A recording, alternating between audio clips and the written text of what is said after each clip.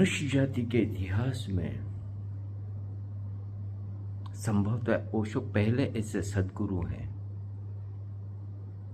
जिन्होंने अपने शिष्यों का इतना सम्मान किया, इतना प्यार किया, उनकी निजता को इतना सुरक्षित रखा और उस पर इतना भरोसा किया। किसी तरह का कोई नियम नहीं दिया, कोई अनुशासन नहीं दिया, कभी कुछ नहीं बताया कि क्या करना क्या नहीं करना। जिसको जहां जब उठना है, सोना है, खाना है, पीना है या जैसा भी कुछ, संसार में रहो, घर परिवार में रहो, समाज देश में दुनिया में रहो और उसको ज़्यादा से ज़्यादा सुंदर बनाओ, ज़्यादा से ज़्यादा रहने जैसा बनाओ। जब पृथ्वी छोड़ो तो थोड़ा उसमें सौंदर्य जोड़ के छोड़ो। किसी तरीके की कोई हीनता बोध नहीं दिया, ग्लानि नहीं दी, गिल्ट नहीं दी। मैं सोचता हूं शायद मनुष्य जाति के ये पहले ऐसे ओशो सद्गुरु हैं जिन्हें किसी तरीके की किसी को गिल्ट नहीं दी। क्योंकि जब आदर्श की बातें की जाती, तब नैतिकता की बातें की जाती, जब कई तरीके की उच्च चेतनाओं की बात की जाती है तो व्यक्ति में हीनता बोध भी आ सकता है। उन्हें हर व्यक्ति की अपनी सीमाओं के अंदर बेहद सम्मान दिया। और फिर शिष्यों के कई कामों को की जवाबदारी ली। मेरे शिष्य इतने बड़े सीने का सद्गुरु, इतने बड़े सीने वाला सद्गुरु, और फिर अपने ज्ञान से, अपनी बेहद यूनिक दृष्टि से, अद्वितीय नजरिए से इस मनुष्यता को ऐसे सपने दिए, ऐसा स्वर्णिम काल उनने ब्लूप्रिंट बना के दिया, नया मनुष्य जिसकी उनने बात की। इसी संसार को सत्यम शिवम सुंदरम से भर के कितना उत्कृष्ट और जीने लायक बनाया जा सकता है।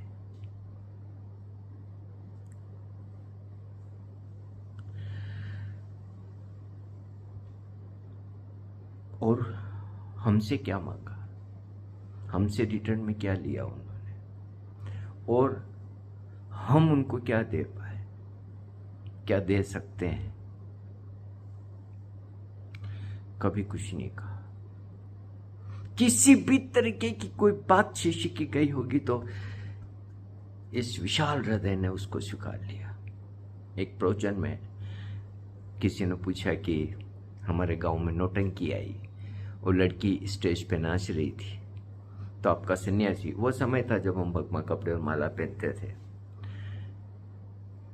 स्टेज पे चला गया और उस लड़की के हाथ में हाथ लेके नाचने लग गया। आप अपने शिष्यों को कुछ अनुशासन क्यों नहीं देते? इस तरीके से तो समाज में बुरा कहा जाता है। उसने कहा ये मेरा ही शिष्य कर सकता है। एक सुंदर स्त्री नाच रही तो क्यों नहीं नाचना चाहिए उसके साथ? और फिर अपना भी एक अनुभव उसमें जोड़ दिया।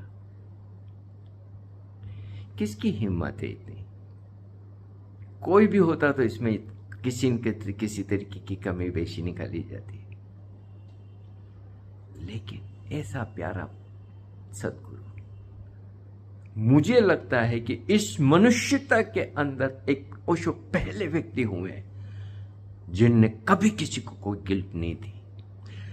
अलबत्ता लाखों करोड़ों लोगों को गिल्ट मुक्त किया, क्योंकि कई तरीके के कथित धर्मों की और नैतिकताओं की और आदर्शों की और पता नहीं कितनी बातें ऐसी बैठी हुई है, हर चीज में तो गिल्ट आ जाती है,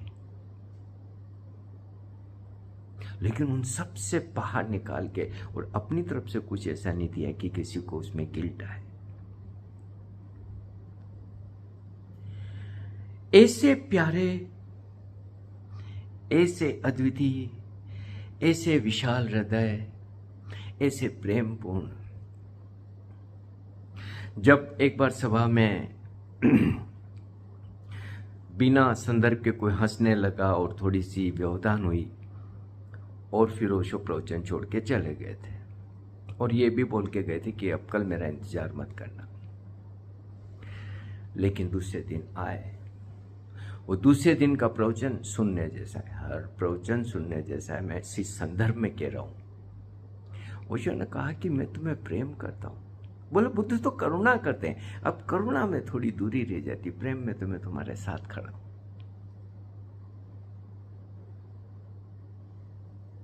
कभी ओशो की इन विराट चीजों पर थोड़ा सा ध्यान देने की जरूरत है कि कितना कुछ दिया इस ओगड़दानी ने बिना मांगे। हम सबको अकूत संपदा दे गए, इस मानवता को समृद्ध कर गए। हजारों लाखों करोड़ों सालों तक मानवता बेहद खूबसूरत ढंग से जी सकती है। उसके एक एक चरण के बारे में विस्तार से बता गए और वो होगा। मैं कभी नहीं मानता कि ओशो जैसा अस्तित्व का परम पुष्प असफल हो जाए। किसी माई के लाल की ताकत ने जो इस पृथ्वी ग्रह को नष्ट कर दे, चाहे कितने ही खतरे हो। हाँ, ये मैं मानता हूं कि विनाश बहुत बड़ा हो सकता है क्योंकि खतरे बेहद ज्यादा हैं। पर्यावरण के ले लो, जनसंख्या के ले लो, बढ़ते हुए तनाव और दुखों के ले लो, राजनेताओं के हाथ में असीम शक्ति को ले लो, कई चीजें हैं।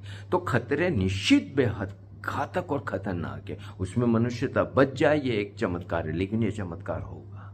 लेकिन उस चमत्कार के लिए एक बड़ी परीक्षा तो, अग्नि परीक्षा तो देनी होगी। यह अलग विषय है। मैं आज जिस संदर्भ में बात करना चाह रहा हूं वो ये है कि ओशो के अद्वितीय रूप को हम लोग हृदय में भरे। उनने क्या दिया? ध्यान दिए, थेरेपीज दी, विजडम दी, जीने की शैली दी, आचार विचार, क्या नहीं दिया। जरा अपने जीवन से ओशो को माइनस करके देखो, या उन लोगों को देखो जिनके जीवन में ओशो नहीं आए। कैसा ना रोज हमें वो गदगद कर जाते चीजों से, आह्लादित कर जाते हैं, हमें हर तल पर ऐसा ताजा कर जाते हैं, नित नूतन कर जाते हैं। और हमसे कभी कुछ नहीं मांगा, कभी कुछ नहीं मांगा। क्या हम आज एक मैं निवेदन करना चाहता हूं, मेरा निवेदन जितने लोगों तक पहुंचे, और बहुत लोगों तक पहुंचा है इस निवेदन को, ज़्यादा से ज़्यादा इस वीडियो को शेयर करें, इसको लाइक करें और इसको सब्सक्राइब करें। ये मेरा एक हाथ जोड़ के निवेदन है जो ओशो के शिष्य हैं, जिन्हें ओशो माय पीपुल कहते हैं, उनसे। बाकी तो अब दुनिया में बहुत लोग ये क्या कर रहे तो मैं क्या कर सकता हूँ। लेकिन यस, अगर कोई सोचता है कि मैं ओशो का शिष्य हूँ, मैं एक हाथ जोड़ के निवेदन करता हूँ कि कोई भी ऐसा काम मत करो जिससे ऐसे खूबसूरत सदगुरु की शान में बट्टा लगे, इस बादशाह के आन बान में किसी तरीके की कमी आए। मत करिए ऐसा कोई काम, मैं हाथ जोड़ता हूं, ऐसा मत करिए। ये हर थोड़े दिन में सड़कों पे दौड़ना जबले पहन पहन के मजाक बना के रख दिया है यार। जो आम लोग निकलते रहते हैं, आते जाते रहते हैं, वो देखते तो क्या देखते हैं कि ओशो के चेले क्या कर रहे हैं। ये सिखा के गए हमें ओशो? क्या हमारे व्यवहार से हम लोगों को ये बताना चाहते कि हम इतने बचकाने हैं? दुख नहीं होता? क्या हम कोई ऐसा काम करते हैं कि हमारे पिता की इज्जत में कोई कमी आए? तो फिर हम अपने सदगुरु को इस तरीके से क्यों बाजार की चीज बना के रख दी है? 21 और 22 मार्च को जो कुछ भी हुआ, कितने चैनल्स पे आया, कितने अखबारों में आया। और ये जो भीड़ थी, उस भीड़ में से किसको कौन जानता है? किसी को कोई नहीं जानता। कोई कितना ही बड़ा खां चंजी बने, कोई नहीं जानता। 10 लोग के इधर उधर चर्चा करने से तुम कोई प्रसिद्ध नहीं हो सकती, लेकिन ओशो को दुनिया जानती है। उनके नाम से जब इस तरीके की खबरें बनती है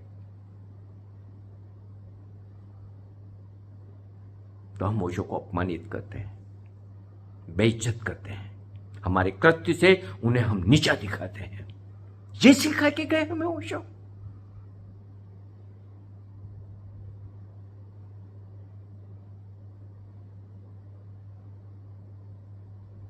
जब देखो तब हर थोड़े दिन के अंदर, अरे अगर उसको लेगेसी मान रहे हो और उस लेगेसी की इतनी चिंता है तो कम से कम अपने आचार विचार से उस लेगेसी का सम्मान तो करो। उसको इतना अपमानित क्यों कर रहे हो? वहां पे सड़क पे खड़े होके क्या क्या बोलते हो? ये जो शब्द निकलते हैं और जो सुने जाते हैं और फिर इनको जब लाइव टेलीकास्ट करके घर घर तक पहुंचाया जाता है, हम क्या कर रहे हैं? क्या ओशो की छवि हम बना रहे हैं?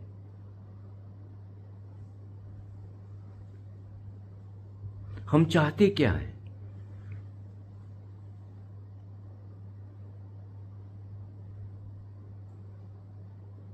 दुख होता है, निश्चित दुख होता है, निश्चित दुख होता है।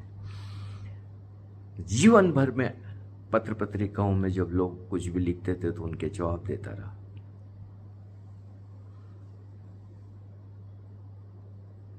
ऐसा मेरी नजर में कोई कुछ भी लिखा नहीं गुजरा होगा जिसका मैंने जवाब नहीं दिया हो। लेकिन अब इसका क्या जवाब दूं मैं?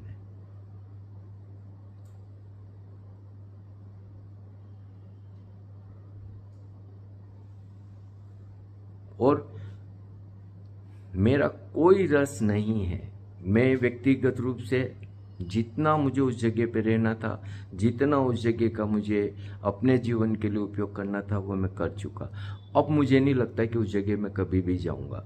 भविष्य को कोई कुछ नहीं कह सकता, लेकिन हाँ, 15 अगस्त 2015 के बाद मैं वहां नहीं गया हूँ, भीतर नहीं गया हूँ। पुनः तो मेरा जाना होता रहता है और मुझे पता है कि फिलहाल मुझे अब ऐसा कुछ नहीं है कि मैं, तो ऐसा कोई मेरा व्यक्तिगत किसी तरीके की कोई रुचि नहीं है। नहीं वहां के किन्हीं मैनेजमेंट के लोगों से मेरा किसी तरीके से कोई संपर्क है, क्योंकि जब एक बार बाहर आ गए और अपनी दुनिया में हम व्यस्त हो गए तो हम अपनी जिंदगी जी रहे हैं, वो अपनी जिंदगी जी रहे हैं। न वो हमसे कभी कोई सलाह मांगते, न हम उन्हें कोई सलाह देते। एक तरीके से हम सब एक दूसरे को भूल चुके। लेकिन वो जगह तो आज भी ओशो के नाम से जानी जाती है ना। किसके नाम से वो जानी जाती है वो जगह? आज भी उसके गेट पे तो ओशो इंटरनेशनली लिखा है ना। कोरेगांव पार्क तो ओशो का पर्याय है ना। पूना तो ओशो का पर्याय है ना। पूना का मतलब ही कि ओशो वहां रहते हैं। दुनिया के अनेक लोगों के लिए भारत ओशो का पर्याय बन चुका है। लेडी गागा जब भारत आई तो वो बोलती है कि मेरे को भारत के बारे में ओशो से पता चला। हमें पता तो है ना कि ओशो किस तरीके से पूरी मनुष्यता के इंटेलिजेंसिया पर छा चुके हैं, किस तरीके से उनने एक एक उत्कृष्ट चेतना के हृदय को झंकृत किया है।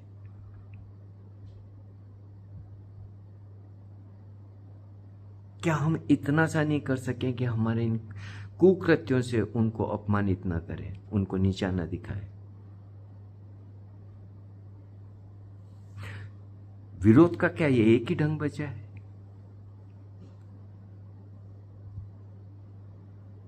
कोई दूसरा ढंग नहीं है जिसमें कि ओशो ऐसी सड़क की चीज नहीं बने?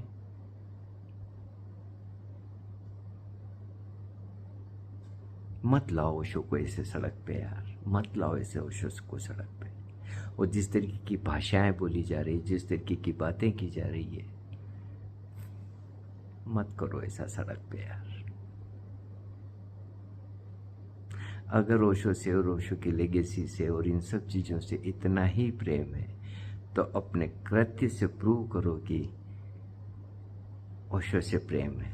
ओशो की लेगेसी से प्रेम है, ओशो की लेगेसी को सचमुच में संरक्षित करना चाहते हैं। मैं हाथ जोड़ के निवेदन कर रहा हूं, मैं हाथ जोड़ के अपना सर झुका के निवेदन कर रहा हूं, प्लीज प्लीज प्लीज पूना में ऐसा मत करिएगा। पूना 17 कोरेगांव पार्क को इस तरीके से कलुषित मत करिएगा। वहाँ ओशो बसते हैं, वहाँ ओशो की एक जगह है, ओशो के नाम से वो जगह है। अपने सदगुरु को इतना सा तो हम दे सकते हैं कि नहीं दे सकते? जिस ओगरदानी ने हमें अकूत संपदा दी और हमसे कुछ नहीं मांगा, क्या हम इतना सा कृतज्ञता तो अपनी व्यक्त कर सकते कि नहीं कर सकते? तय करें कि हम अब कभी भी इस तरीके से सड़क पे नहीं दौड़ेंगे। और मेरे इस वीडियो को बहुत लोगों तक पहुंचाओ, इस निवेदन को बहुत लोगों तक जाना चाहिए। बहुत अपमानित किया जा चुका ओशो को, अब बस करो, अब बस करो, अब बस करो। इस तरीके से अपमानित और लज्जित और बदनाम करके वो जगह किसी को मिलेगी नहीं मिलेगी, क्या हो क्या नहीं, कोई अर्थ नहीं होता, सब अर्थहीन हो जाता है। मेरे इस वीडियो को बहुत लोगों तक पहुंचाए, खूब शेयर करें, खूब लाइक करें, और हाँ, आर्थिक सहयोग निश्चित रूप से करें, क्योंकि अभी बहुत सारी योजनाएं अब बनने लगी है और थोड़े से पैसों की तो ज़रूरत है। तो पैसों का सहयोग करते रहें, करें, ठीक ठाक करें। अभी तक तो ऐसा नहीं हुआ है, लेकिन हाँ, बहुत जल्दी संजय से बात करेंगे। ओशो ने ओशो टाइम्स के लिए टैग लाइन दी थी, शुभ समाचार पत्र। यह हमारा चैनल भी शुभ समाचार ही होगा। इसी शुभ समाचार के संदर्भ में और इस आयाम पर संजय से एक विस्तृत बातचीत करेंगे। फिर उसके बाद में तो अभी श्रृंखला में बहुत कुछ है। तो शायद इस वीडियो को लाइक करें, शेयर करें, हमारे चैनल को सब्सक्राइब करें और आर्थिक सहयोग प्लीज़।